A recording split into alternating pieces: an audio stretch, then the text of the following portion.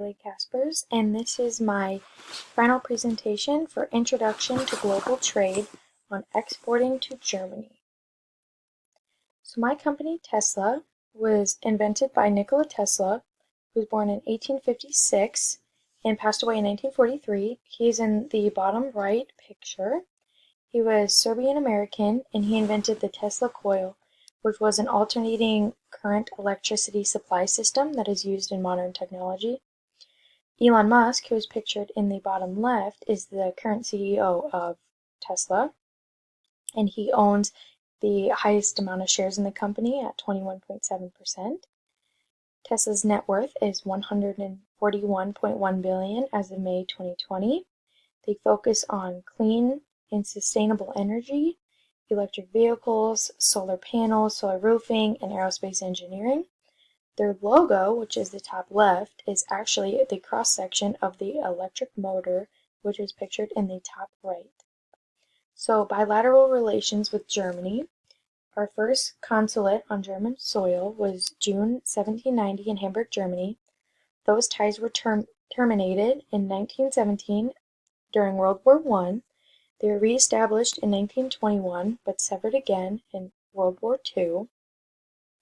The United States actually started NATO in 1949, and in 1955, West Germany signed in on that treaty, and that's when our relations were recovered again with Germany. And in 1990, West and East Germany finally unified, and so that's when we became fully unified and in relations with Germany. And United States is the closest and strongest European ally. Bilateral relations continued.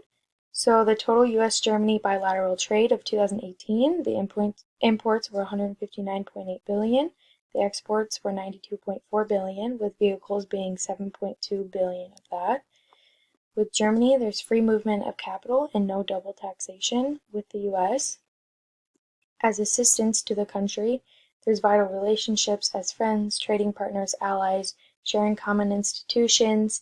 The political and economic and security relationships are very important, and Germany and the United States share and encourage prosperity and continued stability. We have extensive people-to-people ties and senior-level communication.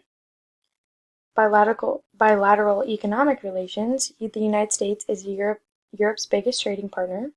Germany is the largest European economy and is the heart of the relationship with the United States and Europe. And pictured in the bottom left is the U.S. ambassador to Germany, who is Richard Grenell. For the market entry mode, I chose direct because it gives us the most control. So Tesla would be able to pick the foreign companies, the markets, the management, manufacturing, shipping and packing, every little detail we would have full control over, especially with shipping and packing, since we are shipping such expensive things, anywhere from $1,000 to millions of dollars. We want to make sure it's shipped and packaged right, and so we don't have to pay for those damages. With direct, you also get excellent feedback, close contact, will gain a lot of foreign market knowledge, and could possibly have greater sales. However, with that, there's greater risk, higher time investment, and increased costs as well. For financial risk, I chose political. So that's any political or country instability within the government, legislative bodies, foreign policymakers, military. For example, the ties were severed between the United States and Germany during World War I and World War II because of the military and the government and the whole world situation at the time. It can also affect your investment returns if there's something going on in the country and they're not working correctly. You might not be able to get your investment that you needed right away, and you could also have different political or cultural views, which can also make it different in navigating the market, especially in advertising, with language barriers, but Germany speaks English, so that should not be that much of a problem. For cultural dimensions, Germany is a very individualistic culture, and individual choices and decisions are expected. For power distance, they are not as strict as some countries. As for Russia, as example, who scored a 90 to 100, Germany knows without acceptance of some powerful leadership, societies would not run properly. They're very masculine, and there's expected gender roles, and the men are supposed to be tough, while women are connected to their emotions. For uncertainty avoidance, Germany has a lot of anxiety with uncertainty, so fixed habits and rituals are really key to them because they want to know what the future holds. For long-term orientation, there is no data available. And for indulgence, Germany is a very restrained country, and the feeling in this culture is that life is hard and it's a duty, it's not a freedom, and it's not that enjoyable. For the product description, my product is the Model X. In all of history, as of February 2020, it's the safest, quickest, most capable sport utility vehicle. It has a front trunk absorbing crumble zone, a medical grade filter, safety monitors, and full driving assist. It can go 0 to 60 in 2.6 seconds, has a panoramic windshield, can see up to 7, and it made history as well, having the longest mile range at 351 miles on a single charge, and within 15 minutes it can recharge to 123 miles. The Falcon wing doors, as pictured in two of those pictures, were actually marketed for being a family vehicle, making it easier to load and unload a child into the vehicle. For tariff and tax issues, Germany has 4 different tariff treatments. And the first one is the CIF for 10%. Their VAT tax is the CIF plus duty times 19%.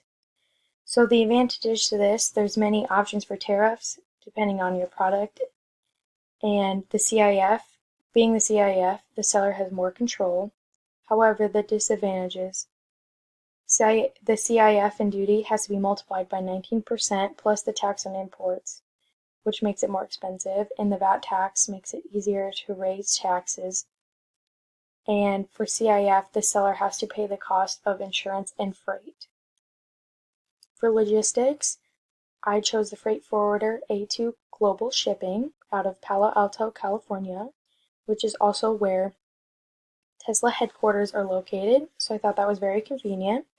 For containers and shipments, I picked flat rack containers as pictured in the bottom right, which is the number one type of container for vehicles.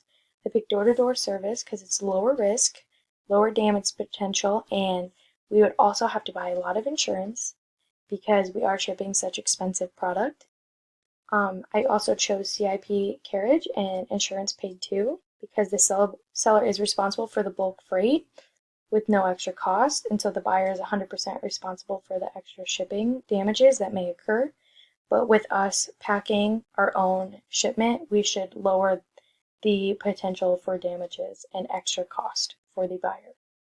For documentation, Germany requires all the normal ones that all export and importing requires, but they have the Customs Mutual Assistance Agreement since 1997, and the US and Europe are on a customer cooperation for matters of application of custom law, so they both agree to our laws on each country. They also only require a single administrative document, which describes the goods and the movement of those goods outside of Europe, and are used for trade with non-European countries. And they have the Economic Operator Registration and Identification since July 1st, 2009. And this document is for all companies established outside of Europe to gain customs clearance. For international advertising, the biggest difference is domestic. We really want friendly. We want to be a message of fun. We want to feel included. It's all about we. But in German, particularly, they want it more formal and they aim to inform, not start a conversation. They want to know what product they're getting and if it's going to benefit them and what it can do. And as the quote at the bottom, Tesla actually does not pay for advertising or endorsements. Instead, they use the money to make the product great. Those are the words of CEO Elon Musk, so advertising was very hard to find on Tesla. For the SWOT analysis, their strengths, they're the leading automotive company, the highest ranked in electric cars, they dominate the United States in electrical vehicle sales, they're very innovative, and they strive for clean and sustainable energy, which is huge. However, weaknesses, they have manufacturing complications, they're unable to meet high demand. For example, last year they were unable to hold their promise of getting X amount of cars out by the end of the year. So their stocks dropped quite a bit because of that, but they were able to recover. Also, Elon Musk is the sole representative, and so he's about a one-man show, so that can be a weakness. Opportunities, there's so many untapped markets. The Cybertruck listed in the picture above is a new introduction, and that's 17.6% of the US auto market, which is second behind crossovers. They have huge market confidence, and Germany is the second exporter in electric cars at 1.8 billion, right behind the United States. For threats, there's extensive competition. They also use lithium-ion batteries, which pose high risk of more explosions and more danger. Customers' adaptation to change is also a threat, like the Cybertruck up above. It's not the typical design, so you don't know how a customer is going to receive that or if they're going to like that. And also the self-driving car concerns, because there has been some accidents in the past with the testing. They were proven to be operator error, but it's still an unknown because we've never had this before in our world before. And also Elon Musk has very erratic behavior that has affected Tesla's reputation. So if he doesn't control himself, it could be very detrimental to the company. So in conclusion, Tesla exporting to Germany would be such a great choice because they have an extremely strong relationship with the United States. The networking opportunities without leaving the United States would just be tremendous. The direct investment feedback, we would get so much feedback so much quicker. With Germany, there's free movement of capital and no double taxation. And there's such a high demand for clean energy in today and even in the future. It's just going to keep growing and growing and growing. And with us, the United States and Germany being so innovative and so willing to go forth in that, they would be such a good pair together. And the United States is also Germany's largest trading partner, so we already have those ties. So all in all, I think Germany would be a strong option for Tesla.